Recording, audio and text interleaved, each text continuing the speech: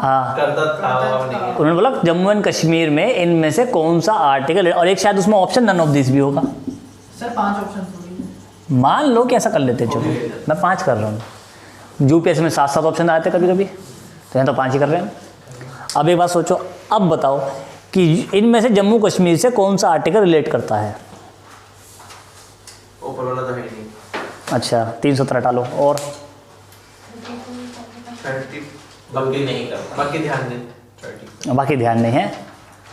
और बड़ा सिंपल है, ये जो है ये वाला, ये ही 35A है, जम्मू कश्मीर के लिए है। 35 हाँ 35A जम्मू कश्मीर के लिए है। फंडामेंटल पढ़ाए हुए ना 12 से पहले, अब दोबारा पढ़ाऊंगा। अब तो और डीपली पढ़ना है, अभी तक तो बचकाना चीज़ें पढ़ी, अब तो अंदर घुस कर पढ़ना है उसको, उसके सब क्लॉसेज ही पढ़ने हैं अब तो। ठीक है, तो ये जम्मू कश्मीर से रिलेट करता है आज भी। चलो करें आगे, नेक्स्ट लाइन लिखो। सर इंस्टीट्यूशन नोट कर लें। करने जाओ कर लो ना, बेसिकली अब तो दिमाग में रहेगा ही रहेगा। ये सब तो वैसे पढ़ने ही है, इन सबको पढ़ना है। Supreme court, high court, CAG, attorney general और क्या कहते हैं गवर्नर, प्रेसिडेंट, प्राइम मिनिस्टर, सब तो पढ़ाऊंगा ही पढ़ाऊंगा, सब तो पढ़ना ही है। सर अटॉर्नी जनरल तो एक पोस्ट है ना, जो स्टेट का वकील होता है। इंस्टीट्यूशन थोड़ी है, तो फिर इसमें क्यों? इंस्टीट्यूशन है, मतलब यूँ कर देना मतलब है। अटॉर्नी जनरल भी एक पोस्ट है पोस्ट जो संविधान के द्वारा दी जाती है, थोड़ी किसी को अटॉर्नी जनरल बना दोगे। वो तो कॉन्स्टिट्यूशनल फिर है। एडवोकेट जनरल भी एक पोस्ट है हाँ जो संविधान में दर्ज की गई है। जो इंसान एक अच्छा लेवल का वकील बनता है, ठीक है, वकील बनता है, और सरकार को लगे कि हाँ इसकी वकालत बड़ी अच्छी है और ये कहीं ना कहीं हमारे काम आ सकता है, तो सरकार उसे अपने राज्य का वकील बना लेगी, ये पूरे देश का वकील बना देगी। सरकारी बनने का आपका हक वहाँ पे भी है, सरकारी वकील बन जाए तो बड़ी कमाई होती है वकीलों में। तो ये पार्लियामेंट्री में नहीं आएगा? पार्लियामेंट में नहीं आएगा? पार्लियामेंट्री में नहीं आएगा ये, पार्लियामेंट्री में क्यों रखेंगे इसको। वकील जो है, जो सरकारी वकील है, एडवोकेट जनरल कह लो या फिर अटॉर्नी जनरल जो है, उसका एक खास हिस्सा क्या कहता है कि वो पार्लियामेंट की कार्रवाई में, बैठक में भाग ले सकता है, कोई गलत बात नहीं है, लेकिन वो उसमें वोटिंग नहीं कर सकता। और जो इंसान वोटिंग नहीं करता वो मेंबर ऑफ पार्लियामेंट थोड़ी है वो भाई, वो एक एडवोकेट है, तो वहाँ जो सलाह मशवरा हो रहा है, कानून बन रहा है, उसमें उसमें सलाह दे सकता है कि भाई कानून के हिसाब से आप ऐसा करो तो सही रहेगा, क्योंकि वो एडवोकेट है ना, वो कानून सलाह दे सकता है। उसको ये अधिकार थोड़ी देगा कि तुम मेंबर बना रहे हैं हम, तुम वोटिंग करो ना, वो कभी वोटिंग नहीं करेगा। समझे? कोई डाउट है? बताओ बताओ, जो डाउट बताओ। पक्का? क्लियर? चलो नेक्स्ट लाइन में लिखो, it lays down the procedure as to how it lays down the procedure as to how the government will be constituted, procedure as to how the government will be constituted and the manner in which decision are taken, चल रहा है मामला, प्रगति मामला चल रहा है ना, ठीक है। in which decision are taken,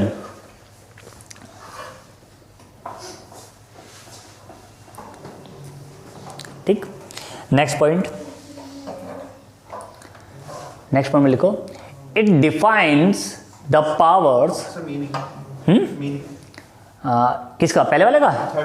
हाँ समझो, देखो इसमें बात की गई है जो गवर्नमेंट का प्रोसीजर है, मतलब कि जो एक सरकार होगी, सरकार को कानून बनाना है या कुछ भी काम करना है जनता के लिए, तो वो कानून बनाने की जो प्रक्रिया है वो संविधान में दर्ज की गई है। जैसे कि मान लो एक्ट बनते हैं, सपोज एक्ट बनते हैं, तो एक्ट का मतलब क्या है, मान लो कोई साधारण एक्ट बनेगा, नॉर्मल एक्ट बनेगा। जैसे ये घर कौन लिया, मान लो पार्लियामेंट है और पार्लियामेंट में कौन जाता है, मेंबर ऑफ पार्लियामेंट हो गए एमपीज, और एमपी में साफ साफ एक रूल बना दिया गया है कि 15% जो एमएलए होंगे वही क्या बनेंगे, काउंसिल ऑफ मिनिस्टर्स। एमपीज नहीं, मिनिस्टर्स बनेंगे। एमपीज तो वही, वो मिनिस्टर बनेंगे 15%। अब ये 15% मिनिस्टर बनेंगे, और जो मिनिस्टर बनेंगे 15%, यही आपकी क्या कहलाती है, गवर्नमेंट। यही गवर्नमेंट है। तो यहाँ यही प्रोसीजर रखा गया है कि जब गवर्नमेंट मान लो बिल लेकर आया कोई, कोई व्यक्ति बिल लाया, कोई एमपी बिल लाया, तो पहले देखा जाएगा वो एमपी जो बिल ला रहा है वो मिनिस्टर है या नहीं है। मान लो वो मिनिस्टर निकला तो उसे क्या देंगे हम, गवर्नमेंट बिल ला रही है भाई, सरकारी बिल आ रहा है। और कोई नॉर्मल एमपी बिल लाया जो मिनिस्टर नहीं, तो उसे बोलेंगे प्राइवेट मेंबर बिल ला रहा है। तो उनका अलग अलग प्रोसीजर है कि प्राइवेट मेंबर बिल को कब सुनोगे, ठीक है, या कब किस बिल पे बात करनी है, कब चर्चा करनी है। पार्लियामेंट अपने प्रोसीजर बनाती है संविधान के साथ में और संवैधानिक रूप से बनाती है, यानी उसे शक्ति दी गई है, ठीक है। तो इसमें इसी की बात की गई है कि एक डिसीजन लेना, जैसे ये था आपका यही वाली बात कर ले हम, 370 हटाया गया, ठीक है, और 370 को लेकर के कुछ लोगों ने बोला कि 370 बड़ा गलत हटा दिया गया, हिल गया क्या कि 370 को लेकर के बोला कुछ लोगों ने कि 370 गलत हटा दिया, ये अनकॉन्स्टिट्यूशनल प्रोविजन है। एक दिन में पढ़ाऊंगा 370 भी पूरा, ठीक है, और उसमें ऐसा कुछ नहीं कि अनकॉन्स्टिट्यूशनल है। 370 को हटाने का काम ऑलरेडी 1947 से लेकर के और जो 2014 तक गवर्नमेंट रही थी 80% काम ये सरकारें कर चुकी थी। अब तो बस 20% काम बचा था 370 को हटाने का, और इस बार वो भी निपटा दिया। और ये कह रहे हैं अनकॉन्स्टिट्यूशनल है, ये है वो, ठीक है अनकॉन्स्टिट्यूशनल, लेकिन हो गया, अब कुछ नहीं हो सकता, कोई बदलाव नहीं होगा। एक बार गेंद पाले में आ गई तो सब समझा ना, यूनियन क्या हमारा है, अब भूल जाओ, अब कुछ नहीं हो सकता उसमें, ठीक है। तो ये कोई ऐसा नहीं है कि अनकॉन्स्टिट्यूशनल है, कुछ सब कुछ चलेगा, मामला चलेगा, इंसर्ट हटा लिया, ठीक है। अब अगर इसको लेकर कोई बात होती है, कोई विवाद होता है, यानी कि कानून बनाया गया। अब जैसे कि मान लो दिल्ली का सीएम है केजरीवाल, और इस पता केजरीवाल भी फंसा था इसमें, और फंसा कैसे, 370 को हटाने में एक प्रोसीजर ऐसा बनाएगा, समझो, हल्का सा ओवरव्यू दे रहा हूँ बस जरा सा। जम्मू कश्मीर में जो विधानसभा थी वो खत्म हो चुकी थी, अबॉलिश कर दी गई थी, और रूल होता है कि जब कहीं पे विधानसभा हो और चल ना रही हो तो 6 महीने के अंदर इलेक्शन कराए जाए, ठीक है। अब जब इलेक्शन कराए जाने थे तो 3 महीने बीत चुके थे, तो क्या करा, क्योंकि जो वहाँ का गवर्नर था, राष्ट्रपति शासन चल रहा जम्मू कश्मीर और गवर्नर बैठा था बीजेपी का, तो वहाँ के गवर्नर ने क्या किया, रिक्वेस्ट भेजी कि आप जो शक्तियां हैं, यानी कि राज्य की विधानसभा की शक्तियां पार्लियामेंट को दे दो। समझ रहे हो इस बात को, नहीं समझे? समझ गया। जम्मू कश्मीर की जो राज्य की विधानसभा है, स्टेट असेंबली जो है, वो स्टेट असेंबली पार्लियामेंट कहलाएगी। अब हमारा देश की जो पार्लियामेंट संसद है वो स्टेट असेंबली भी कहलाएगी। ये रिक्वेस्ट भेजी किसने, वहाँ के गवर्नर ने, ठीक है। अब रिक्वेस्ट भेज दी, जबकि इसमें हल्का सा पेज फंसा हुआ था, और पेज क्या था कि रूल ये होता है कि अगर कहीं पर विधानसभा नहीं है तो जो वहाँ का गवर्नर बोलेगा वो सही माना जाएगा, ठीक है। लेकिन अगर विधानसभा है और चलन में नहीं है तो पहले विधानसभा को लाना पड़ेगा और फिर प्रोसीजर पास करवाना पड़ेगा। इन्होंने ये काम ना करके सीधा प्रोसीजर पास करवाया और ये डिक्लेयर कर दिया कि आज से पार्लियामेंट ही जम्मू कश्मीर की विधानसभा है। ये प्रोसीजर पहला पास किया, जैसे ये पास हुआ अब पार्लियामेंट होगा, यानी सरकार होगी, सेंट्रल गवर्नमेंट ही विधानसभा बन गई वहाँ की। और फिर संविधान में लिखा हुआ साफ साफ कि जब जम्मू कश्मीर की विधानसभा ये कहेगी कि हमारे यहाँ 370 को हटा दो तो हटा दी जाएगी, समझे। और रूल क्या करवा लिया इन्होंने कि संसद ही जम्मू कश्मीर की क्या है, विधानसभा है।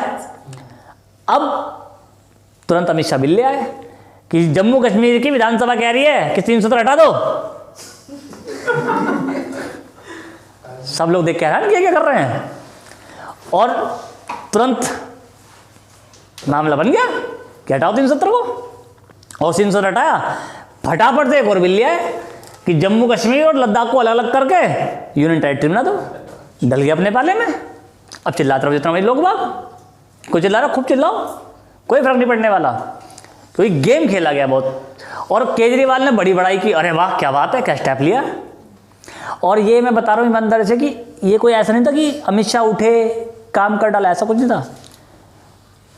यकीन मानो कि कम से कम इसके पीछे 100-150 लोग वकील बैठे होंगे, बड़े बेहतरीन किस्म के वकील, और उन्होंने कम से कम 1.5-2 साल की मशक्क़त की होगी, 1.5-2 साल की मशक्क़त, तब जाके इतनी बारीकियाँ निकाल करके टर्म निकाला होगा। और इसी को लेकर फंसा केजरीवाल भी। और केजरीवाल कैसे फंसा कि अभी इसी साल एक कानून वहाँ बनाया दिल्ली में कि दिल्ली का जो शासक कहलाएगा, यानी दिल्ली की जो गवर्नमेंट कहलाएगी, वो राज्यपाल कहलाएगा, यानी उपराज्यपाल, लेफ्टिनेंट गवर्नर, एलजी कहलाएगा। केजरीवाल बोला ऐसा कैसा हो जाएगा, हम नहीं यहाँ पर, ठीक है। तो अब केजरीवाल फंसा क्यों? क्योंकि केजरीवाल वो शख्स था जिसने जम्मू कश्मीर में जब सेम ऐसा हो रहा था सपोर्ट कर दिया था। तो क्वेश्चन उठा कि जब आपने जम्मू कश्मीर को लेकर सपोर्ट किया तो अब सपोर्ट करने में क्या प्रॉब्लम है? जम्मू कश्मीर भी तब यूनियन टेरिटरी है और आप भी यूनियन टेरिटरी हो, तो रूल तो एक ही ऐसा होना चाहिए सबके लिए, ठीक है। लेकिन केजरीवाल बचा क्यों थोड़ा सा? वो इसलिए क्योंकि जम्मू कश्मीर में विधानसभा या असेंबली नहीं चल रही और यहाँ है, वहाँ भी बनेगी, यहाँ है, ठीक है। लेकिन आज जो रूल है, एट प्रेजेंट दिल्ली का जो रूल है, उसमें यही रूल है कि अब दिल्ली का जो शासक है, प्रशासक है, वो एलजी है, सीएम नहीं है। ये कानून वहाँ लागू हो चुका है दिल्ली में, ठीक है। तो जिसलिए अभी वो होता ना, जैसे लॉकडाउन चला तो लॉकडाउन में केजरीवाल ने एक स्कीम निकाली थी कि भाई हम जनता को जो गेहूँ होता है, गेहूँ मिलता है कि 1 रुपये किलो या 2 रुपये किलो गेहूँ देता राशन पे, तो हम गेहूँ ना देकर पिसा हुआ पूरा आटा ही दे देंगे और 2 रुपये किलो चार्ज करेंगे उस पर केवल, कि 2 रुपये किलो में आटा आपके घर पे, और होम डिलीवरी होगी हर राशन की। आपको राशन दुकान में जाकर लाइन लगाने की जरूरत नहीं है, सारे राशन की हम होम डिलीवरी कराएंगे, ठीक है। तो वहाँ की जो एलजी थे, क्योंकि अब सरकार एलजी की मानी जाती है वहाँ पर, उन्होंने बोला ना ऐसा कुछ नहीं होगा, घर बैठो, उन्होंने मना कर दिया तुरंत, क्योंकि उनको पता था अगर ऐसा करेंगे तो एक स्टंट हो जाएगा जिसमें केजरीवाल का फिर नाम हो जाएगा और सेंट्रल गवर्नमेंट का नाम नीचे हो जाएगा। तो इसलिए तो फटाफट इन्होंने यहाँ लागू करवाया। लेकिन अमित शाह भी बेवकूफ़ निकला थोड़ा सा, अमित शाह भी थोड़े से मूर्ख निकले इसमें, जो जल्दबाजी में लागू कर गए। उन्हें लगा गेम खेल लेते तुरंत। अमित शाह को हालांकि और वकील बैठाने चाहिए थे। हाँ, JNK में जो 370 हटाया वो अनकॉन्स्टिट्यूशनल क्यों नहीं? बताता हूँ। देखो एक्चुअली में क्या है कि अनकॉन्स्टिट्यूशनल वो इसलिए नहीं माना गया क्योंकि संविधान का जो प्रोसीजर है, कॉन्स्टिट्यूशनल प्रोसीजर, किसी भी बिल को पास करने का वो फॉलो किया गया उसमें रूल। बिल को पास करने का जो प्रोसीजर अगर वो फॉलो किया जाएगा तो बिल जो पास होगा वो अनकॉन्स्टिट्यूशनल नहीं माना जाएगा। वहाँ तो विधानसभा थी। अब देखो, या तुमने कहा कि वहाँ विधानसभा थी लेकिन चलन में नहीं थी, ठीक है, ये हो गया एक फैक्ट, ये हो गया फैक्ट। लेकिन प्रोसीजर ये भी तो कहता है कि अगर विधानसभा नहीं है तो जो राज्यपाल है, वहाँ का जो गवर्नर है, वही शासन करेगा। और वो शासन किसके ब्याह पे करेगा? प्रेसिडेंट ऑफ इंडिया के ब्याह पे। वो तो प्रेसिडेंट ऑफ इंडिया के ब्याह पे शासन करेगा ना। तो प्रेसिडेंट ऑफ इंडिया जो है, यानी कि जो कह रहा है वो प्रेसिडेंट ऑफ इंडिया कह रहा है, और पूरा देश किसके नाम पे चलता है? प्रेसिडेंट ऑफ इंडिया के नाम पे। तो जो वहाँ से बात आई वो प्रेसिडेंट ऑफ इंडिया के नाम पे आई कि प्रेसिडेंट ऑफ इंडिया ये कह रहे हैं कि आज से तुम, और प्रेसिडेंट को पावर दी गई इस बात की कि प्रेसिडेंट चाहे तो देश में कहीं पर भी राज्यपाल की बात को मनवा सकता, लागू करवा सकता है। जी, प्रेसिडेंट की पावर चल रही है ना, पावर तो चल रही है जम्मू कश्मीर में। उस दौरान जम्मू कश्मीर, जब किसी राज्य में अगर मान लो विधानसभा नहीं है तो वहाँ पे प्रेसिडेंट रूल लग जाता है ना। हाँ। प्रेसिडेंट रूल लग गया और प्रेसिडेंट ने पावर दे दी पार्लियामेंट को कि तुम ही आज से वहाँ की क्या कहलाओगी, विधानसभा कहलाओगी।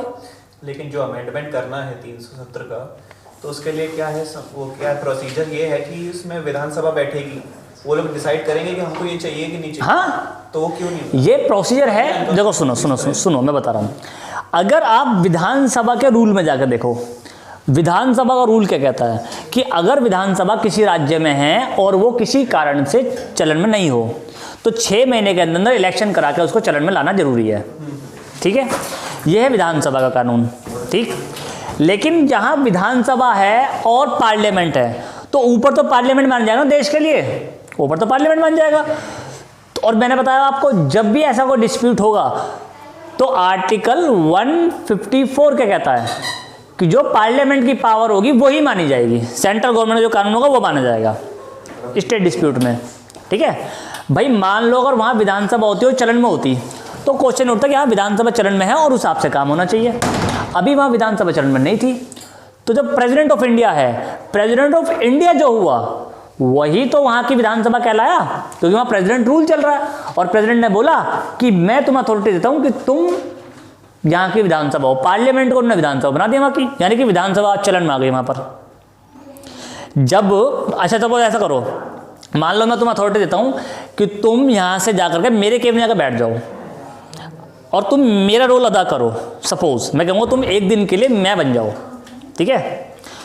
तो जो एक दिन तुम काम करोगे मेरे ब्याह पे करोगे ना, यानी कि एक दिन का तुम्हें मतलब अथॉरिटी दे दी, तुम्हें जो रूल अपनाने जो रूल करना कर सकते हो तुम एक दिन के लिए, ठीक है। यानी कि एक दिन के लिए तुम उस जगह के हेड बन गए हो, सिंपल।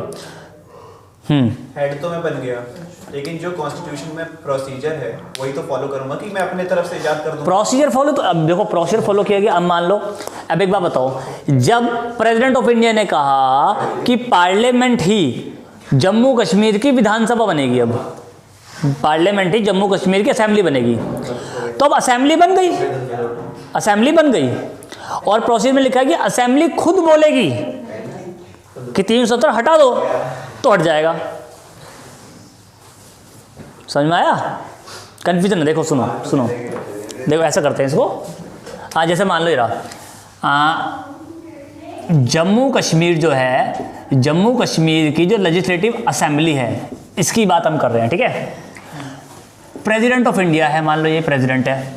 अब प्रेसिडेंट ने बोला कि ये जम्मू कश्मीर की जो असेंबली है, क्योंकि ये चलन में नहीं है अभी, और यहां पर इसीलिए गवर्नर बैठा हुआ है, गवर्नर बैठा हुआ है यहां पर, ठीक है। तो प्रेसिडेंट ने क्या कहा, गवर्नर जो है, गवर्नर किसके ब्याह पे काम कर रहा है? प्रेसिडेंट के ब्याह पे, क्योंकि प्रेसिडेंट रूल लगा हुआ है वहां पर, राष्ट्रपति शासन लगा हुआ है। अब इन्होंने क्या बोला, प्रेसिडेंट ने कहा पार्लियामेंट को, ये हो गया आपकी पार्लियामेंट, ये आपकी पार्लियामेंट होगी। तो प्रेसिडेंट ने बोला पार्लियामेंट को कि मैं तुम्हें अथॉरिटी देता हूं कि आज के बाद तुम ये काम करोगे। क्लियर? प्रेसिडेंट ने क्या किया, पार्लियामेंट को अथॉरिटी दी कि आज से तुम ही जम्मू कश्मीर की लेजिस्लेटिव असेंबली हो। तो अब जम्मू कश्मीर की लेजिस्लेटिव असेंबली कौन सी बन गई? पार्लियामेंट बन गई। और हाँ, प्रेसिडेंट की ये डिस्क्रिशनरी पावर है। हाँ, बल्कि प्रेसिडेंट रूल के अंदर पावर है, ठीक है, कोर्ट अपनी पावर तो इस्तेमाल कर सकता हो, ठीक है। ठीक है। अब चलन में आ गई, पार्लियामेंट का सत्र चलेगा, इसका मतलब वहां की विधानसभा काम कर रही है। समझ रहे हो बात को, कि पार्लियामेंट का सत्र अगर चल रहा है तो विधानसभा काम कर रही है वहां की। तो पार्लियामेंट ने क्या बोला, यानी कि वहां की विधानसभा ने क्या बोला कि हम सर्वसम्मति चाहते हैं कि जम्मू कश्मीर से धारा 370 हटा दी जाए। रूल तो यही कहता है ना कि जिस दिन वहां की विधानसभा बोलेगी कि जम्मू कश्मीर से धारा 370 हटा दो, वो हटा दी जाएगी। इसको इसमें कन्वर्ट कर दिया सर, और बोल दिया हाँ, पार्लियामेंट को बना तो दिया गया वहाँ की विधानसभा, लेकिन मेंबर कौन से आने थे? जो पार्लियामेंट के मेंबर हैं वो, या जो विधानसभा के मेंबर थे वो? देखो ये कोई जरूरी नहीं होता। मतलब किससे है? मतलब है कि एक जगह की व्यवस्था चलना। अब सुनो, देखो होता क्या है, मान लो कि किसी जगह पर राष्ट्रपति शासन लगा हुआ है, ठीक है, राष्ट्रपति शासन लगा हुआ है। तो राष्ट्रपति शासन का मतलब क्या है? जो पार्लियामेंट है वही उस जगह को संभाल रही है एक तरह से। राष्ट्रपति पर्सन नहीं संभालता, पार्लियामेंट उस जगह के लिए भी कानून बनाती है। लेकिन सर पार्लियामेंट में तो उस स्टेट के जो एमपी हैं वो रिप्रेजेंट करेंगे ना, हाँ, क्योंकि उनके हित में बात हो रही है। अब एक बात बताओ, उस स्टेट के एमपी रिप्रेजेंट करेंगे, ठीक है, लेकिन जब पूरे पार्लियामेंट को बनाया गया है, ये समझो पहले, पूरे पार्लियामेंट को बनाया गया है कि भाई पूरा पार्लियामेंट ही विधानसभा में कहलाएगा। अब जब कोई कानून आएगा तो कानून की प्रक्रिया से पास होगा ना। कानून को पास करने का तरीका क्या है? मान लो कॉन्स्टिट्यूशन अमेंडमेंट हुआ तो अवेलेबल मेंबर और 50% से ज्यादा मेजोरिटी चाहिए। अब वहां के एमपी वोट करे ना करे, मेजोरिटी चाहिए, क्योंकि वो पार्लियामेंट है। उसको मतलब नहीं है कि विधानसभा वहां की क्या कह रही है या वहां के एमपी क्या कह रहे हैं, नहीं, वहां का एमपी अवेलेबल है, कोई दिक्कत नहीं है हमें, है या नहीं है, लेकिन हम पूरे पार्लियामेंट को कंसिडर करके चलेंगे। सर ये कौन से बिल से पास हुआ था? कौन से? मेजोरिटी कौन सी मेजोरिटी से? 2/3 मेजोरिटी से पास कर दिया, स्पेशल मेजोरिटी, क्योंकि संविधान में अमेंडमेंट हो रहा है ना, अच्छा, संविधान का हिस्सा हटाया जा रहा है, तो 2/3 मेजोरिटी से पास कर दिया। अब 2/3 मेजोरिटी पूरे देश की देखी जाएगी ना, पूरे पार्लियामेंट की, हम क्योंकि पार्लियामेंट ही विधानसभा बन चुकी है वहां की, सिंपल। तो इसीलिए अनकॉन्स्टिट्यूशन नहीं है, ठीक है। बड़ा खतरनाक था, बहुत कह रहा हूं ना। अभी सोचो, लगता है कहीं से हमारे जो ये नेता मुर्गिन में इतना दिमाग होगा, आईएएस, ये सारे जो आईएएस आईपीएस हैं और सारे वकील होगी, पूरी टीम बिठाई गई वो रख के। जब ये हुआ ना, ये हुआ तो पहले मुझे लगा क्या बेकार का स्टेप कर दे, कैसे हुआ ये। और मैंने सारे डॉक्यूमेंट डाउनलोड किए और पढ़ा, मेरा दिमाग भिन्न आ गया था। मैंने कहा क्या किया इन्होंने, मैंने 3 बार पढ़ा कि गलत तो नहीं पढ़ रहा 3 बार मैंने इसको पढ़ा। हाँ, मैंने कहा भाई बहुत सही स्टेप खेला है, गेम सा खेल गए। तब मुझे लगा, मैंने कहा वाकई में इसको चाणक्य कहना कोई गलत बात नहीं, मैंने करवाया, बड़ा अच्छा कांड है और करवा डाला। और एक और बात बता दूँ, पार्लियामेंट का मैंने वो भी देखा था, इस पर यूट्यूब पर देखा था, आप भी देख सकते हो। ऐसा नहीं किया गया कि सांस लेने का टाइम दिया हो। पहले एक बिल आया, हाँ जी आज से पार्लियामेंट ही वहाँ की विधानसभा है, हाँ जी मेजोरिटी दिखाई, पास हो गया, ओके। इतने लोग सोच पाते थे। दूसरा, हाँ जी 370 हटा रहे हैं, अरे हैं ये भी लेकर आया साथ में, हाँ ये किया, हटाया, हट गया 370, ओके। और यहाँ से तुरंत जाता प्रेसिडेंट के पास में, फटाफट वो साइन करने बैठे थे, लाओ तुम लेकर आओ मैं साइन करूँगा। इतने वहाँ से होता इतना, हाँ ये 30 ला रहे हैं, इन्हें जम्मू कश्मीर को अलग अलग करके यूनियन टेरिटरी बनाओ, लद्दाख को यूनियन टेरिटरी बनाओ, हाँ जी तीसरा भी है। 3 बिल हर 10 मिनट पेश किए फटाफट कि बस पास हो अगला बिल, पास हो अगला बिल। पब्लिक सोचने में लगेगी ना, सोचने में टाइम ही ना दिया किसी को इन्होंने। अच्छा हुआ चलो, हाँ ठीक है। हाँ ये देखो मैं भी मानता हूँ कि अच्छा बहुत अच्छा स्टेप था। जो एक विवाद बन चुका था वो खत्म हो गया। अब कुछ भी हो, ग्रोथ तो होगी जैसे भी हो। हाँ, आर्टिकल 370 हटाने के डिसएडवांटेजेस क्या क्या होंगे? देखो डिसएडवांटेजेस क्या क्या है वो भी है ऑलरेडी। एक्चुअली में क्या था कि अभी तक जो जम्मू कश्मीर वाला हिस्सा था, जम्मू कश्मीर का हिस्सा हमसे कुछ लेता नहीं था। उनके पास चावल अपना खुद का बढ़िया वाला, खाद्य पदार्थ उनके पास भरपूर, और एजुकेशन वहाँ अच्छी, बहुत कुछ अच्छा था वहाँ पर, ठीक है। लेकिन जब ये हटाया गया है, सबसे पहली बात तो वहाँ पर आप कहते हैं ना, वहाँ पे अखरोट होते हैं, अखरोट खूब होते हैं, तो उनके पेड़ की कटाई चल रही है इस टाइम पे। पूरा जंगल साफ किया जा रहा है, जहाँ पे इंडस्ट्रीज बसाई जा रही है, अडानी अंबानी ग्रुप की इंडस्ट्रीज पूरी वहाँ बसाई जा रही हैं, तो इस चक्कर में जंगल काट रहे हैं। और वहाँ पे अब डिसएडवांटेज क्या है कि अचानक से अब वहाँ की इलेक्ट्रिसिटी जो डिपार्टमेंट था जम्मू कश्मीर का, वो उठाकर प्राइवेट सेक्टर दे दिया पूरा का पूरा। तो जिनके घर का मंथली कंजप्शन का बिल 50 रुपये 100 रुपये आता था, उनका बिल अब 2,500-3 हज़ार रुपये आने लग गया अचानक ही। अब एक बात सीधी वाले, वो लोग वहाँ के कह रहे ना, तो सर्दी, अब सर्दी तो वहाँ रहती है, तो वो कह रहे भाई हमने कुछ जहाज जलाया तो है नहीं, एसी तो हमारे चलते नहीं, वहाँ तो एसी बेकार है, ठीक है, तो उन पर ज़्यादा बिजली फूकती है। वो कह रहे भाई जिस घर का बिल 100-150 रुपये आता था, वो उसका बिल अचानक 2,500-3 हज़ार कैसा आ जाएगा? कंजप्शन तो उनका तो नहीं है, बड़ा तो है नहीं, ना लोड बड़ा ना कुछ बड़ा। तो डिसएडवांटेज ये क्या है, पब्लिक की जेब। और फिर दूसरा कि आपको जो रोजगार मिलेगा, जॉब्स मिलेगी, सब बात हुई, कुछ नहीं मिला। रीजन क्या हुआ? रीज़न ये हुआ कि अब वहाँ पे जैसे आपकी ये बड़ी बड़ी इंडस्ट्रीज है, उनको जगह दे दी गई है, और वो वहाँ पे उसकी पैकेजिंग करेंगे अब हर चीज़ की, ठीक है। और पैकेजिंग करने के बाद में जो जैसे जम्मू कश्मीर के लोग थे, जम्मू कश्मीर के लोगों को ये एडवांटेज थी कि वो अपने यहाँ पर रहकर पढ़ाई लिखाई अच्छी तरह कर सकते हैं, ठीक है। जम्मू कश्मीर में पढ़ाई लिखाई की व्यवस्था थी और इंपोर्ट एक्सपोर्ट उनका अच्छा था, वो सब का सब अब हमारी इकोनॉमी में आ गया। अब वो बर्बाद हो रहा है मैक्सिमम, क्योंकि मैंने खुद कई मेरी स्टूडेंट रही हैं, एक का नाम तो हाँ एक का नाम कुछ ऐसी है, 3-4 स्टूडेंट मेरी है, उनसे मेरी बात हुई थी, तो उन्होंने बताया था मुझे। सर इकोनॉमी में आ गया तो फायदा होना चाहिए ना, नुकसान क्यों हो रहा है? भाई एक बात सोचो, इकोनॉमी में आ गया हमारी, ठीक है, अब हमारी जीडीपी लो है और हमारी पॉलिसी वहाँ इंप्लीमेंट हो रही है, जब हमारे यहाँ तरक्की तो वहाँ क्या तरक्की हो जाएगी? अब जो जम्मू कश्मीर के जो सोर्सेज थे, उनको तो हम खुलेआम इस्तेमाल कर सकते हैं, अब हम खुलेआम इस्तेमाल कर रहे हैं, यानी कि हम पर उनका कब्जा हो गया और उनका अपना कुछ नहीं रहा, उनका अपना कुछ नहीं रहा।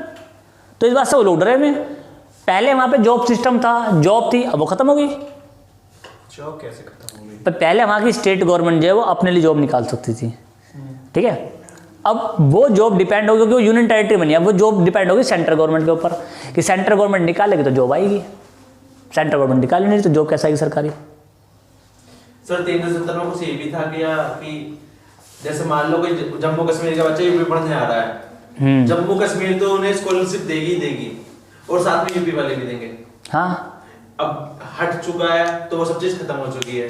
भाई जम्मू कश्मीर के स्टूडेंट को स्कॉलरशिप मिलना अच्छी भी बात है, क्योंकि वहाँ पर रिसोर्सेज बहुत कम है। अब तो खत्म हो गया ना? हाँ, अब तो खत्म कर दिया, अब तो बेदखल कर दिया। हाँ, यही तो सबसे बेकार है। डिसएडवांटेज बहुत सारी है। बच्चे आए नहीं पढ़ने हैं, बच्चे आने रहे, और उनका ना अभी भी मॉब लिंचिंग बहुत हो रही है। हाँ। कुछ बात ना उन्हें पकड़ लेते धर लेते हैं, तो कश्मीर का 1.5 घंटा पे दो, ये था कि प्रॉब्लम तो है ना। 1 लाख रुपए यूपी सरकार दे रही है, तो वहाँ के 1.5 लाख मिलते थे उन्हें। वहाँ ऐसे ऐसे स्टूडेंट हैं, मेरी जो स्टूडेंट है वो उसने 3 बार यूजीसी नेट का एग्ज़ाम क्लियर कर रखा था। मैंने पूछा 3 बार करने की जरूरत थी? पता क्या कहते हैं, कहते हैं सर यहाँ क्या होता है, यहाँ थोड़ा सा ऐसा कि पढ़ने के लिए ऐसा आराम से तो पढ़ाई करने नहीं देते यहाँ पे लोग, ग्रुप बना के पढ़ाई होती है। जैसा कि मान लो कि 3 फ्रेंड है, मान लो तीनों फ्रेंड हैं ये, ठीक है, और तीनों फ्रेंड ने एक साथ एग्ज़ाम दिया और मान लो एक का निकल गया एग्ज़ाम, शिखा का एग्ज़ाम क्वालिफाई हो गया, बाकी 2 का नहीं हुआ। तो अब 2 डर जाएंगे कि मैं क्या हम जाएंगे अकेले पेपर देने। तो ये क्या करते हैं, तीनों को तीनों, चलो हम 23 तक दोबारा देंगे पेपर। वो दोबारा पढ़ते थे और फिर पेपर दे रहे हैं, फिर एग्ज़ाम क्वालिफाई कर रहे हैं, बार बार। वहाँ पे एजुकेशन लेवल इतना बढ़ गया उन लोगों को हद से ज़्यादा। और अब तक जो एजुकेशन डेटा निकलता था वो था ना कि केरला सबसे हाईली एजुकेटेड बनता था, उसमें जम्मू एंड कश्मीर को इंक्लूड नहीं करते। जब से जम्मू एंड कश्मीर इंक्लूड हुआ है, वहाँ पे हाईली एजुकेटेड लोग वहाँ से आ रहे हैं। और वहाँ पे जैसे यूनिवर्सिटी होती है, यूनिवर्सिटी वहाँ पे ये नहीं सोचा था कि आप एग्ज़ाम दोगे, ये करोगे, फिर आपको प्रोफेसर बनाना ना। वहाँ भेज देते थे कि जाओ लेक्चर दो यूनिवर्सिटी में जा करके, आप लेक्चर दे रहे हो और अगर स्टूडेंट को पसंद आया आपका लेक्चर तो आपको रखा जाएगा, वरना बाहर। वहाँ सिस्टम नहीं था कि नहीं आप क्वालिफाइड हो, आपने PhD कर रखे तो आपको लेक्चरर बना देंगे कंपलसरी, ऐसा कुछ नहीं था कि आप उस नेता के भांजे हो, भतीजे हो, सिपाही डॉबलेट, ऐसा कुछ नहीं चलता था वहाँ पे। लेकिन अब वो सारी चीज़ें वहाँ शुरू हो चुकी है, बहुत सारी चीज़ें हुई हैं ऐसी। चलो तो कोटे हैं, कोटे हैं AMU वगैरह में। किनके? ये जम्मू कश्मीर। हाँ, तो सभी के होते हैं ना, तो देखो रिप्रेजेंटेशन पे डिपेंड करता है ना कोटा। भाई जम्मू कश्मीर के जो स्टूडेंट है वो कम आ रहे तो रिप्रेजेंटेशन तो उनको देना पड़ेगा ना, मिलनी भी चाहिए, मिलनी भी चाहिए, सभी की है तो ये मिलनी भी चाहिए। वो तो अच्छा है, भला है देश के लिए, देश की तरक्की हो रही है। सर 5 मिनट ब्रेक हैं? Break 5 minute break? ब्रेक लोगे? ब्रेक की क्या जरूरत है? ये ब्रेक ही तो बीच बीच में। हाँ बता रहा हूँ, जब फंडामेंटलाइट्स बने थे, क्या हुआ? अच्छा, जब फंडामेंटलाइट्स बने थे, ठीक है, तो फंडामेंटल बनाने के साथ में 35A आर्टिकल भी डाल दिया गया था, जिसमें जम्मू एंड कश्मीर को स्पेशल प्रोविजन दिए गए थे। हालांकि इस आर्टिकल को डालने के लिए खुद डॉक्टर BR अम्बेडकर इसको और इसके दोनों खिलाफ थे। ये दोनों आर्टिकल एक ही समय पर डाले गए थे उसी टाइम पर, ठीक है। डॉक्टर BR अम्बेडकर खिलाफ थे, तो नेहरू जी थे कि नहीं डाल दो जो भी है, क्योंकि वहाँ के जो थे राजा हरि सिंह, वो नेहरू के बड़े अच्छे फ्रेंड भी थे, तो इस चक्कर में फ्रेंडशिप में सपोर्ट में उन्होंने करवा दिया, जिसका खामियाजा आगे तक लोगों को भुगतना पड़ा। चलो आगे लिखें। और ब्रेक क्या मांग रहे हो अभी? टाइम क्या हुआ है? 1 बज गया। चलिए, और बातचीत तो कर रहे नॉर्मल, तो ब्रेक ही तो है वो, है? कितनों को ब्रेक चाहिए? चलो वोटिंग कर लेते हैं, कितनों को ब्रेक चाहिए? 1 2 3। देख गा रहे हैं, हार गए। 3 तो आगे बैठे, 2 तुम्हारे साथ बैठे हैं, 5 तो ऐसे हो गए, हार गए। चलो कंटिन्यू। सरकार गिर गई। सरकार गिर गई, तुम्हारा बहुमत नहीं मिला, ठीक है। चलो आगे लिखो, अगली लाइन लिखो। It defines the powers, next line में लिखना, it defines the powers comma duties and limits of the respective government. Repeat करना, it defines. It defines the powers, duties and limits of the respective government and limit of the respective governments. ठीक है, तो यानी कि आप सभी जानते हो कि सभी की पावर अपनी अपनी अलग अलग है। जितनी यहाँ पर ऑर्गेनाइजेशन लिखी है सबकी पावर अलग अलग है अपनी अपनी, सबकी ड्यूटीज़ भी अलग अलग हैं और सबकी लिमिटेशन भी अलग अलग है। कोई किसी पर अथॉरिटी जमा नहीं सकता पूरी तरीके से, ठीक है।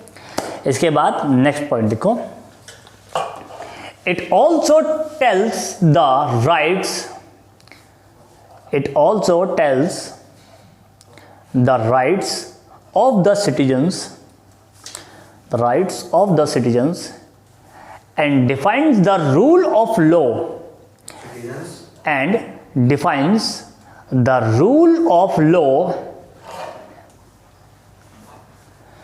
and a procedure to protect them, and a procedure to protect them.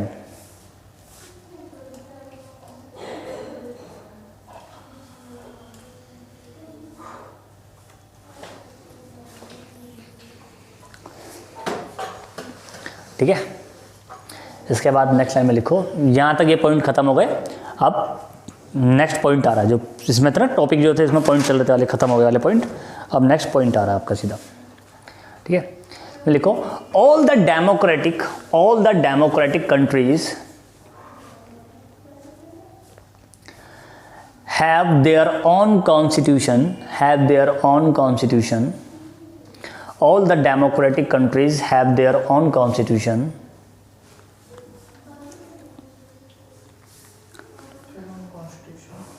full stop पे लिखो, but having a full-fledged constitution,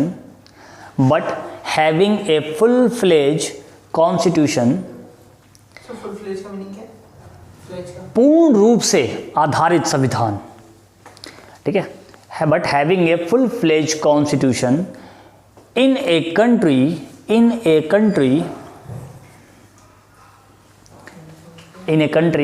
is not a guarantee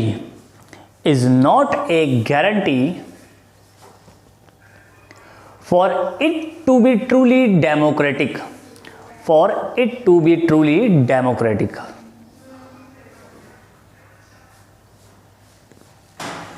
like America. Next point लिखो। उसको एक्सप्लेन करते हैं। देखो, मान लो हम कहते हैं कि भाई जो एक डेमोक्रेटिक कंट्री है, डेमोक्रेटिक कंट्री में अपना संविधान होता है। हर एक डेमोक्रेटिक कंट्री जो अपना संविधान बनाती है, ठीक है। लेकिन ऐसा ज़रूरी नहीं है कि जो हर एक डेमोक्रेटिक कंट्री अपना संविधान बनाए वो किसी फुल फ्लेज रूप से या पूरी तरीके से आपको डेमोक्रेटिक होने का राइट भी दे दे, ये ज़रूरी नहीं है, ठीक है। मान लो चाइना है, चाइना में तो पूरी डेमोक्रेसी नहीं है, उनका भी कॉन्स्टिट्यूशन है।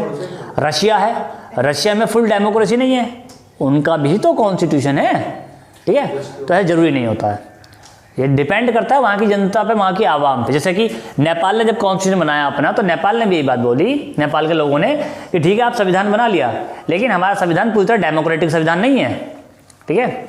और इस बात को लेकर बड़े झगड़े हुए थे नेपाल के कॉन्स्टिट्यूशन में। तो नेक्स्ट लाइन लिखो, the Americans gave themselves a constitution after the war of independence,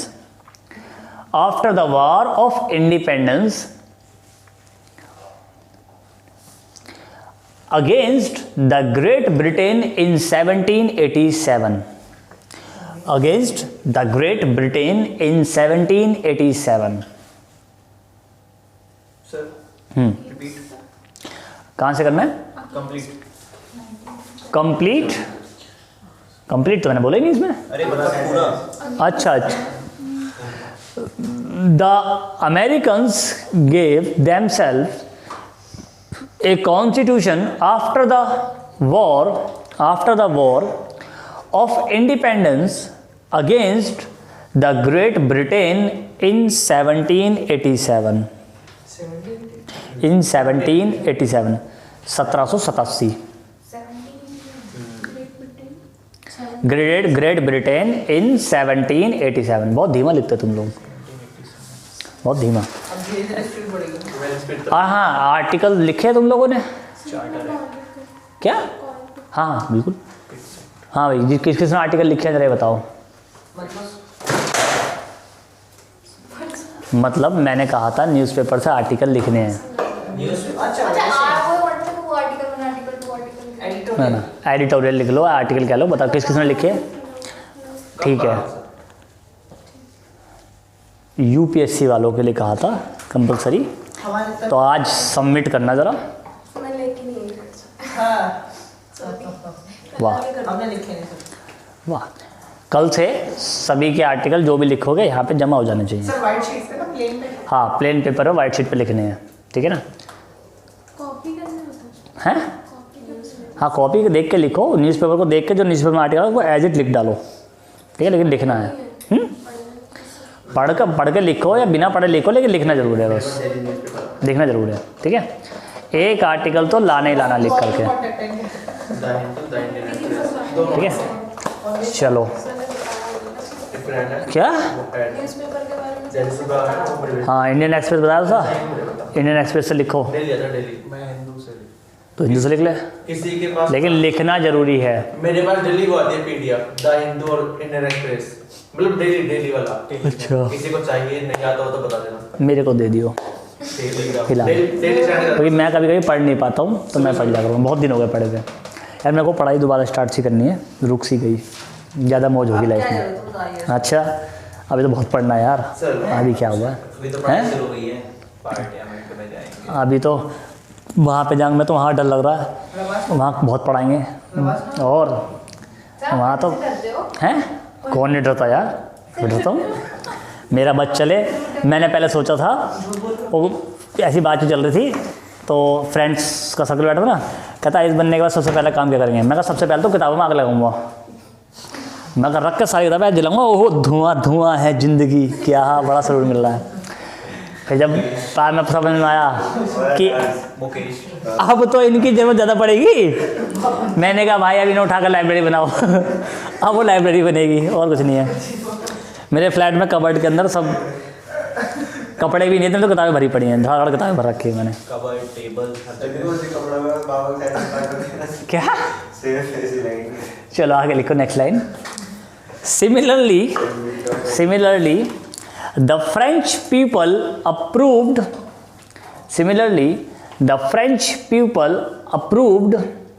a democratic constitution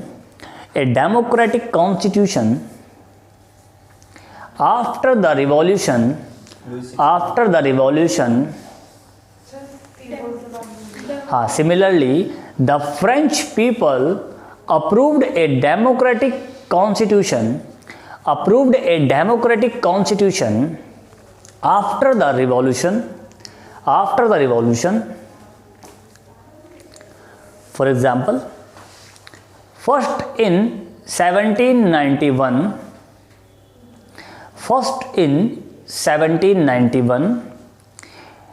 and second या फिर and recent लिखो, and recently in 1958.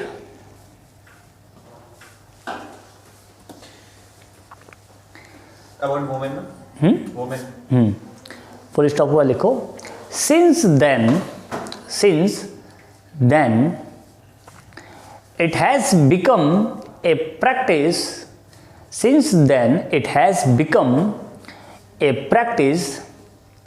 in all democracies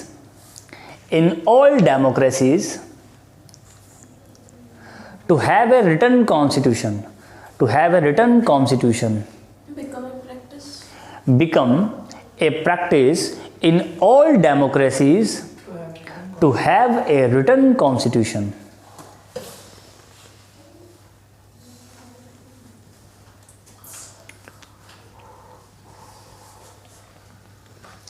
उसके बाद लिखो, a compilation of basic rules is called constitution. A compilation of basic rules is called constitution. Yes sir. And these rules are comprehensive that defined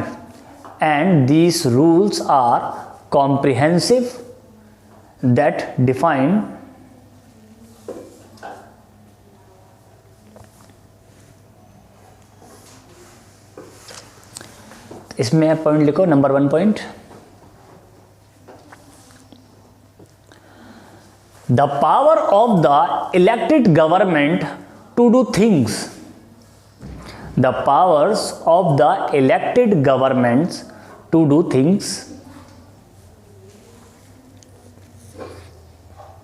elected Government to do things.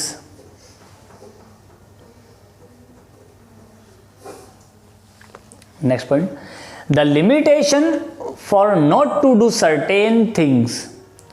The limitations for not to do certain things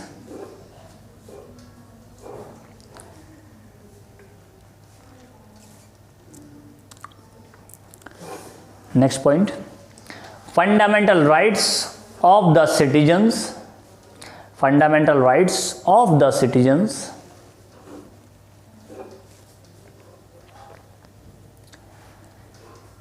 and how, next point लिखो बल्कि and के बाद, how the rules are to be, how the rules are to be chosen in future, and how the rules are to be chosen in future. Yes sir. ठीक है, अब यहाँ तक आपका ये जो बैकग्राउंड है खत्म, एक छोटा सा खत्म हुआ। अब बात करेंगे हम कॉन्स्टिट्यूशन फॉर्मेशन के ऊपर, उसमें हम लिखेंगे बेसिकली चीज़ों को, जो अभी तक हमने देखा है उस चीज़ को अब लिखने के टर्म में। ठीक है, क्योंकि आजकल जो यूपीएससी स्टेटमेंट पूछ रहा है बड़ी खतरनाक टाइप की पूछ रहा है। सर हाँ, point second is about government. ठीक है, हेडिंग डाल लो constitution formation, constitution formation.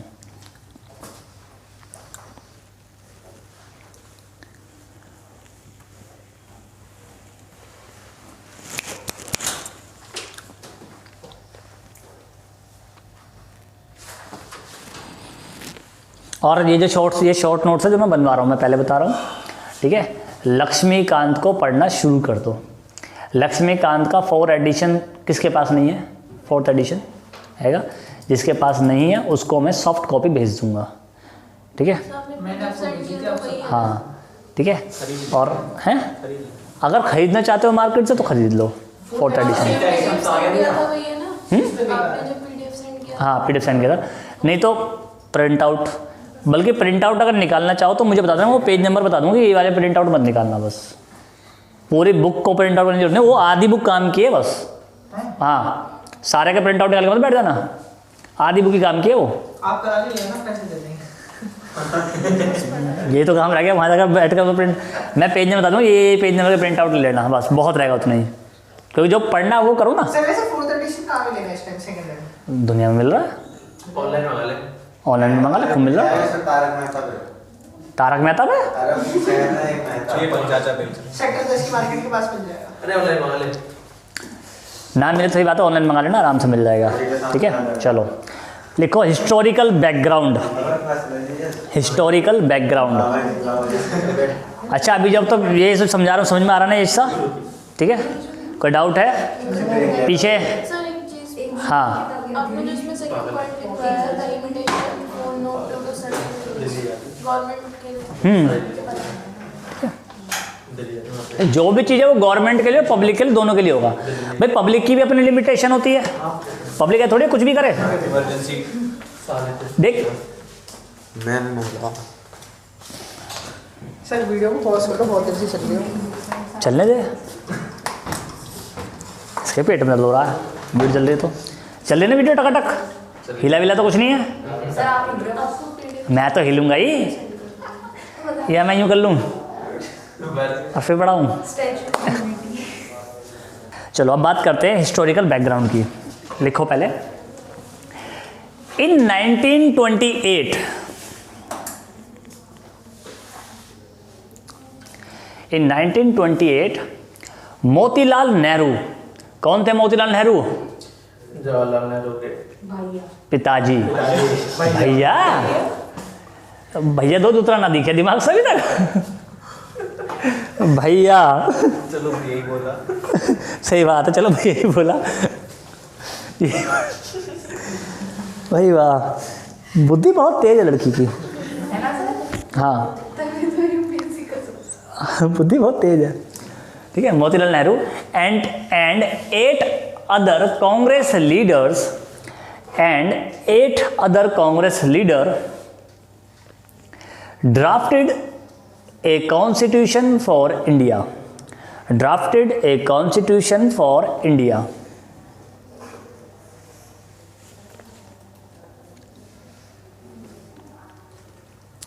Drafted a constitution for India. इसके बाद लिखो next line, in 1939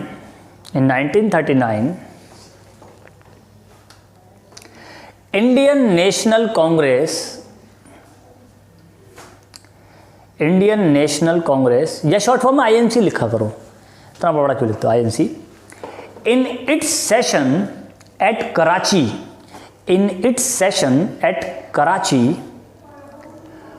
passed a resolution on how the constitution of independent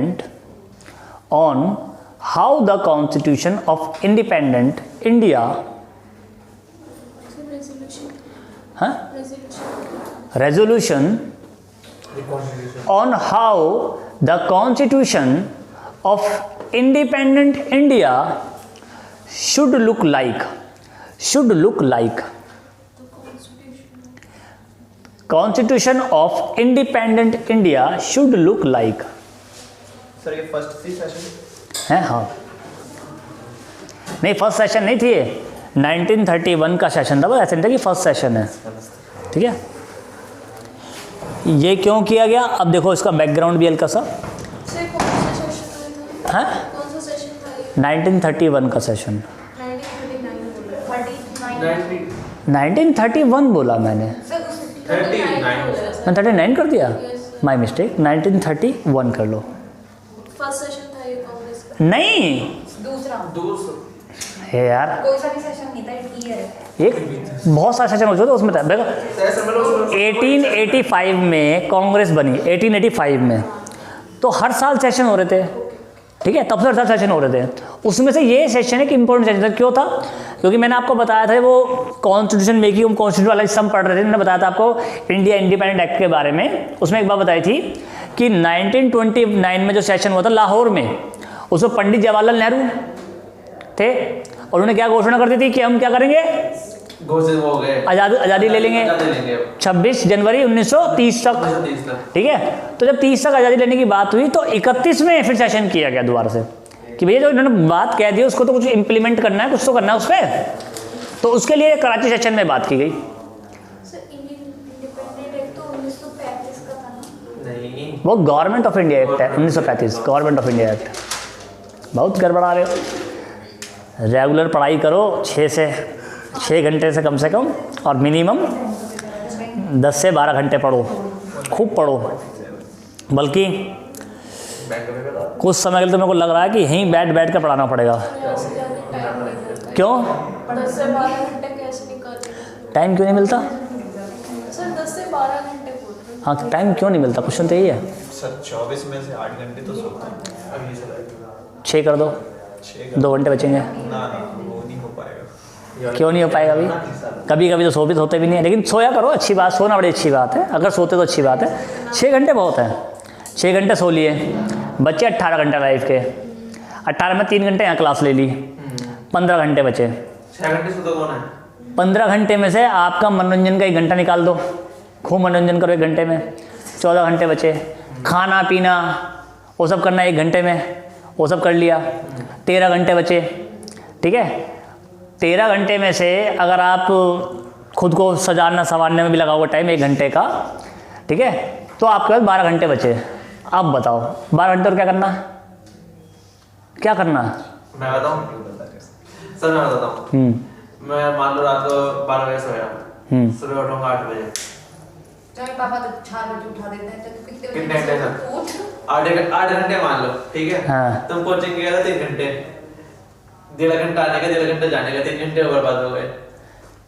देखो तुमने कहा 1.5 घंटा आने का, 1.5 घंटा जाने का, ठीक है ना।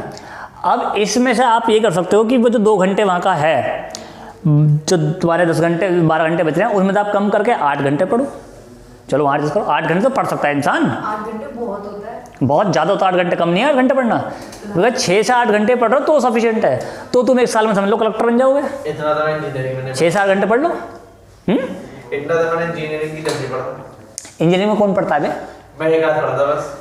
मेरे को मानना है मैं बीएम पढ़ रहा हूँ, कोई इंजीनियरिंग पढ़ता ही नहीं। इंजीनियर तो कहते हैं ना हम इंजीनियर, तुम दुनिया पर कलंक हो, सही बात, इंजीनियर नहीं हो, मैं तो कलंक बोलता हूँ उन्हें। पढ़ता ही नहीं है कोई। हर इंजीनियर वाहियात आदमी है, ऐसा ना बोलो, सही बात बैठा हूँ है, मैं। हमारी नौकरी खा रहे हैं। इंजीनियर होते छिचोरे।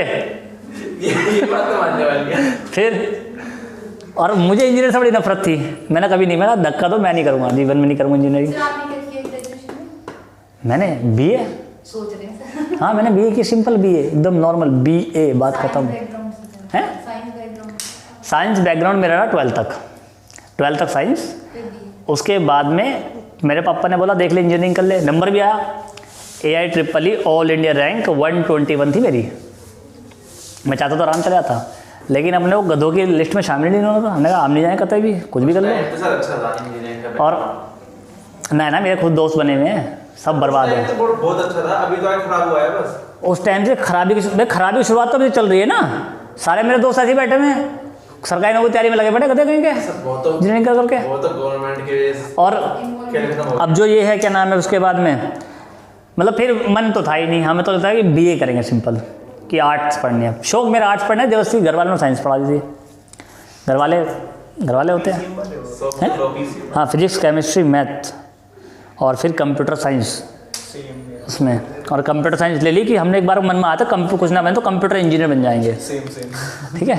लेकिन फिर लगा कि बेकार, हाँ वे बेकार है हड़ा। कंप्यूटर साइंस तो बेकार है। कंप्यूटर साइंस हमने इसलिए ली थी, उसमें मैडम थी पढ़ाने वाली, इस वजह से। हाँ। और जो दूसरा सब्जेक्ट था ना वो था बायोलॉजी, उसमें टीचर जो थे वो टीचर हमारे पापा के फ्रेंड थे। हम लोग कुछ भी गड़बड़ करेंगे कंप्लेंट कर देगा ये, हाँ धक्का दे से। एक सब्जेक्ट में बच लो ना, निकल लो। हालांकि मैडम से बनी नहीं हमारी, मेरी तो बिल्कुल नहीं बनी। मेरी तो लड़ाई, मैं उनको बोलता था झाड़ू वाली बाबा, ऐसा मैंने उनका नाम रखे थे, बड़ी लड़ाई होती थी मैडम से। तो मैडम तो कभी नहीं बनी मेरी। चलो सर पढ़ा कैसे करें ये समझ नहीं, हैं पढ़े कैसे ये समझ नहीं। पढ़े कैसे, मेरा भी बहुत इम्पोर्टेंट ओके। मतलब से कोई बात नहीं, बर्बाद हो गया। देखो एक्चुअली में क्या है ना ल्यूशेट में डेटा कि यहाँ से जाओगे, यहाँ से जा करके आपका सबसे पहला मन आता है कि आराम करेंगे। सबसे पहला मन ही आता है इंसान का, ठीक है ना, कि आराम करेंगे। पहले तो जीवन से आराम का शब्द है, त्याग दो इसे। और जीवन में रखो कि जो काम आज करना है अगर उसे कल पे करोगे तो आज क्या करोगे, फिर उसे आज ख़त्म करो काम को पहले। जब तक आज काम ख़त्म हो जाए, मैं आज भी 2 दिन तक नहीं सो पाता, मेरे पे काम इतने हो जाते हैं, करना पड़ता है, ठीक। तो अभी जैसे कल आप आए थे ना, और कल मैं भाग के आया था, वो लोगों को बाद में फ़ोन आया कि सर आप बीच में चले गए, हमें बड़ा अच्छा नहीं लगा ये वो। मैं कहा सर क्या करूं, आपने लेट भी कर दिया था मुझे, क्योंकि वो भी तो मेरे पास वो एक घंटा तक लेट आए थे कुछ लोग, और कुछ लोग तो मेरे जाने के बाद भी, जबकि हमने टाइम ही रखा था कि 11 से 1 बजे तक ख़त्म कर देते सेमिनार को, और 1 बजे लोग आ रहे हैं, तो कब किस से मिलता रहा था। तो ये डिपेंड करता है कि आप जब पढ़ रहे हो उसे फॉर्मेट में ले करके पढ़ो।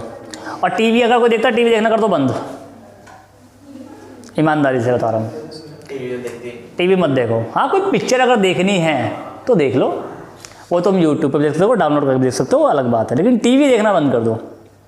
टीवी देखोगे बर्बाद हो जाओगे। और टीवी देखना छोड़ दो, साथ में ये है कि भाई पढ़ाई में टाइम दो। जो पढ़ रहे हो उसको किसी से डिस्कस कर लो, घर में कोई है, किसी फ्रेंड से डिस्कस कर लो, किसी टीचर डिस्कस करो, जो भी करना चाहो डिस्कस करो। यहाँ पर आकर ग्रुप डिस्कशन करो, आपस में काम बांट लो, ठीक है। कि मान लो न्यूज़पेपर में आर्टिकल आए, जैसे इंडियन एक्सप्रेस, ये हिंदू पढ़ रहा है, आप इंडियन एक्सप्रेस पढ़ रहे हो, तो हिंदू में आर्टिकल छपा कुछ, इंडियन एक्सप्रेस में छपा कुछ, तो अपने आर्टिकल पर तू लेकर के आना, कल पढ़ कर तू लेकर के आना, यहाँ बैठ कर डिस्कस करो आपस में कि उस आर्टिकल में ये बात बोली गई थी, उसने ये वाली बात बोली, उसमें ये रूल लिखा है, ऐसा होता है। और फिर कहीं ना कहीं डाउट भी निकल के आएगा, तो मैं बैठो, मैं समझाऊँ दूँगा, ऐसा पढ़ा जाता है, ठीक है। सर मुझे कुछ पूछना था। हाँ पूछो। मैंने कल ही कहा था कि जीएस आप 1 घंटा ज़्यादा नहीं पढ़ सकते, 1 घंटा पढ़ो, 10 मिनट ब्रेक लो, मस्ती करो, बच्चा खेलो, घूमो फिरो हल्का फुल्का, घर में टहलो, हैं। बाकी सब्जेक्ट ऐसा नहीं होता कि बाकी सब्जेक्ट पैटर्न चलो। अभी पहले जीएस पे फोकस करो, पहले जीएस पे कमांड बना लो, क्योंकि यूपीएससी विदाउट कमांड के नहीं है। जब तक आपकी जीएस पे कमांड बनेगी, भाई बाकी सब्जेक्ट में क्या है, सी सेट के लिए मैथ करनी है, थोड़ी रीजनिंग करनी है, और नॉर्मल से नॉर्मल मैथ आपने इतनी पढ़ रखी होगी, रीजनिंग आपने इतनी पढ़ रखी होगी।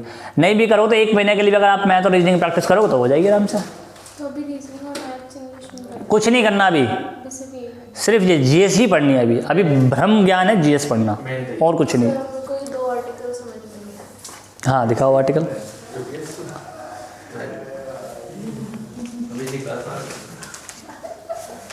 सर मैंने भी फर्स्ट टाइम मुझे तो पढ़ाया था, तो मैं यूट्यूब कराता था, मैं इसमें से देख के पढ़ लेती थी मुझे। नमस्कार। न्यूजीलैंड ने हराया अफगानिस्तान। देखो एग्रीकल्चर पे है तो बहुत बढ़िया आर्टिकल। हाँ सर, एक ये वाला साइड वाला। और एक इसने लिखा है गांगुली, रिसर्चर है ये, इन्फोसिस चेयर पर प्रोफेसर। ओहो क्या बढ़िया बात है। ICRIER बहुत अच्छा आर्टिकल है। और इसमें क्या कहते हैं F2 बिजनेस टू कंज्यूमर, इन सब की बात की गई है इसमें ऑलरेडी। ये आर्टिकल ऐसा आर्टिकल है जिसमें FPO की बात भी की गई है। और यहाँ से जो आपका ये है क्या नाम है, आगे जो एग्जाम्स बनेंगे उसमें क्वेश्चन यहाँ देखा सकता है। बहुत बढ़िया आर्टिकल है, इसको पढ़ो। नोट्स कैसे बनाने हैं मुझे समझ नहीं आया। नोट्स बनाऊँ बताऊँगा अभी क्लास के बाहर, ठीक है ना। पहले क्लास कर लो, उसके बाद बताऊँगा नोट्स कैसे बनाने हैं, ठीक। इन आर्टिकल्स को जब पढ़ो तो आपस में यहाँ करके पॉइंट निकाल के ग्रुप डिस्कशन करो कि ये क्या चीज़ें कहती हैं, ठीक है। तो इससे बढ़ोगे आप, किसी के न्यूज़पेपर नहीं आता नॉलेज बताया। ठीक। चलो लिखे आगे थोड़ा सा ना मेरे डेली आ गया यार, देख मेरे साथ आता डेली है। शुरू करो। एक्सप्रेस अभी क्या लिखवाया था, ठीक है। नेक्स्ट पॉइंट लिखो। Both these two documents have both these two documents have including the rights of universal adult franchisee. Both these two documents have included the right of universal adult franchisee. 18 years वाला ना। 18 year या उस time पे 21 years था, अब 18 year कर दिया, ठीक है ना। Universal adult franchises comma right to freedom included the right of universal adult franchise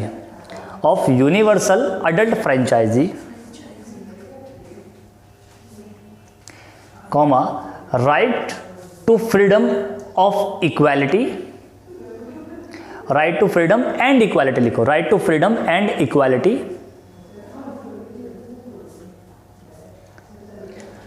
comma and to protecting the rights of minorities and to protecting the rights of minorities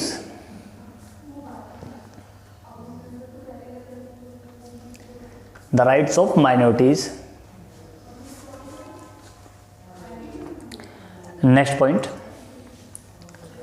Later,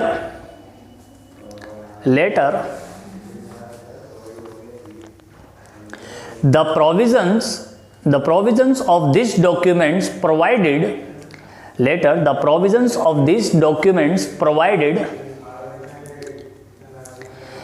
a background of the certain basis. The provision of these documents provided a background of the certain basic values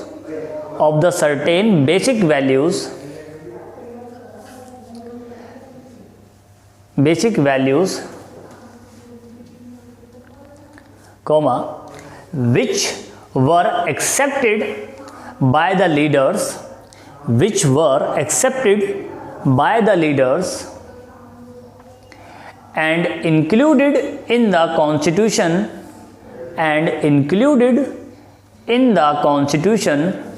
of independent India.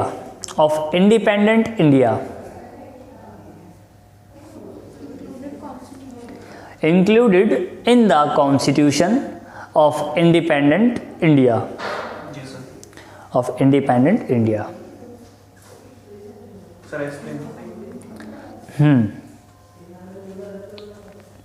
देखो जो constitution है, constitution ने हमें एक basic rule बना के दिया कि हम उस बेसिक रूल के अकॉर्डिंग चलेंगे।